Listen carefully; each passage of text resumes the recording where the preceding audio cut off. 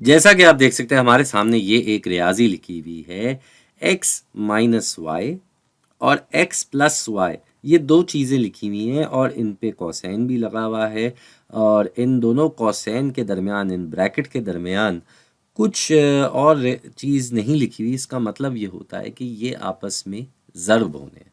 तो कोई बात नहीं, अगर ज़र्ब करना है तो हम ज़र्ब करके देख लेते हैं। अब इसको ज़र्ब करने का तरीका ये होगा कि पहले ये x इस कोसेन की ये दोनों कड़ियों से ज़र्ब होगा। इसको कड़ियाँ कह लें या कड़ी होता है या इसको इस्तिलाह कह लें। तो एक इस्तिलाह ये है, एक इस्तिलाह ये है। अंग्रेज़ी में इसको टर्म कहा जाता है। तो पहले x इस x से ज़र्ब होगा, फिर x इस y से ज़र्ब होगा, फिर ये मनफ़ी y इस x से ज़र्ब होगा और ये मनफ़ी y इस y से ज़र्ब होगा। तो करते हैं भाई। पहले ये x इस x से ज़र्ब हो रहा है, जिसकी वजह से ये हो जाएगा भाई, ये हो जाएगा एक्स स्क्वायर। एक्स स्क्वायर देख रहे हैं ना, एक एक्स और दूसरा एक्स, ये जब आपस में ज़र्ब होते हैं तो एक्स स्क्वायर जवाब हो जाता है। इसके बाद आगे जब ये एक्स इस वाई से ज़र्ब होगा, जब ये एक्स इस वाई से ज़र्ब होगा तो एक्स वाई आ जाएगा, ये वाला एक्स और ये वाला वाई, तभी इसको अलग अलग रंग में लिख रहा हूँ, एक्स वाई। अब x तो इन दोनों से ज़र्ब हो गया। इसी तरीके से अब हमें इस मनफ़ी y को इन दोनों से एक एक करके ज़र्ब करना है। तो पहले ये मनफ़ी y इस x से ज़र्ब होगा तो इसी का मनफ़ी का निशान आ जाएगा, क्योंकि ये मुस्बत है, ये मनफ़ी है। मनफ़ी और मुस्बत आपस में ज़र्ब होते हैं तो जवाब मनफ़ी आता है। तो x आ गया और साथ में y आ गया। ठीक है जी, ये हो गया इससे ज़र्ब। इसके बाद ये मनफ़ी y इस y से ज़र्ब होना है।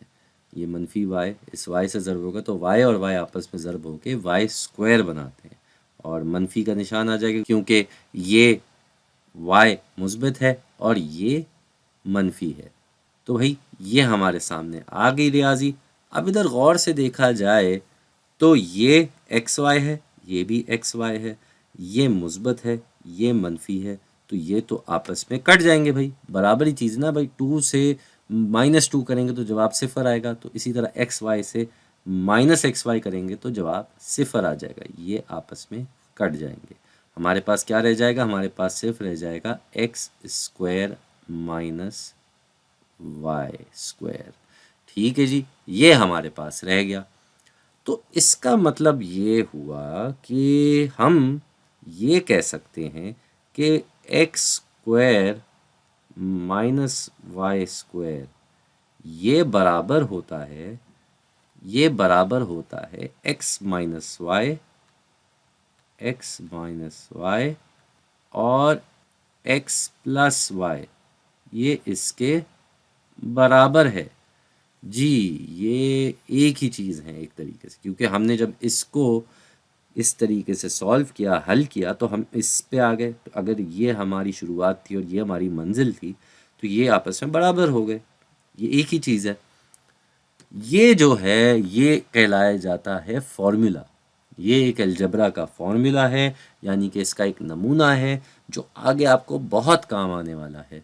फिल वक्त हम इसकी थोड़ी सी प्रैक्टिस कर लेते, एक आध मिसाल देख लेते अपने सामने। हमारे सामने ये एक आ गई है भाई अलजबरा की रियाजी, एक्स स्क्वायर माइनस 9, मतलब एक्स स्क्वायर से हम 9 नंबर कम कर रहे हैं। तो इसको हम अगर गौर से देखें तो ये उसी सूरत में है जो यहाँ पे है। फ़र्क सिर्फ ये है कि वाई स्क्वायर की जगह 9 लिखा हुआ है। तो अगर हम एक्स स्क्वायर को वैसे ही लिख दें, इससे तो फ़र्क नहीं पड़ता। लेकिन ये जो लिखा हुआ है 9 वाई स्क्वायर की जगह, इसका हम क्या करें? हमें ये ज़रूर मालूम है कि ये 9 जो है ये 3 का स्क्वायर होता है, तो हम इसको ऐसे लिख सकते हैं भाई। हमने इसकी मिकदार तो नहीं बदली, हमने सिर्फ इसको एक अलग तरीके से लिख दिया। अब ये इसी रूप में आ गया जो ये वाला रूप है, और y की जगह हमने 3 लिख दिया, तो 3 का स्क्वायर 9 होता है, हमने मिकदार नहीं बदली। तो इसको अब हम ऐसे ही लेके चलेंगे, x की मिकदार x ही है और y की जगह 3 आ गया, तो ये किसके बराबर होता है? ये इसके बराबर होता है। तो हम इसकी जगह इसको ऐसे लिख सकते हैं कि ये हो जाएगा भाई x +3 और x -3। ठीक है जी, ये बिल्कुल हमने वैसे ही लिख दिया जैसे ये है। अब आप सोच रहे होंगे कि पहले यहाँ पे मनफी था, हमने मुस्बत लिख दिया, लेकिन हमने बाद में मनफी लिख दिया, जो यहाँ मुस्बत था, एक ही बात है। ये सिर्फ आपको बताने के लिए कि हम इस फॉर्मूले में इनकी अदला बदली इस तरह से कर सकते हैं, पहले x + y लिख दें, फिर x - y लिख दें, या पहले x - y लिख दें तो अगला x + y होगा। इससे फ़र्क नहीं पड़ता, क्योंकि आपस में ये ज़र्ब हो रहे हैं और ज़र्ब होके इन्होंने इसी सूरत पे आना है। ठीक है, जाने से पहले एक और मिसाल कर लेते हैं।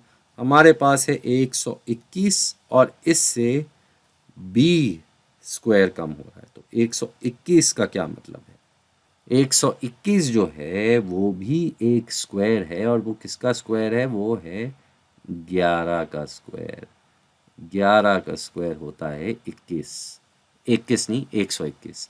11 का स्क्वायर होता है 121, और इससे हम क्या घटा रहे भाई? ये बी स्क्वायर घटा रहे, तो ऐसे ही आ जाएगा।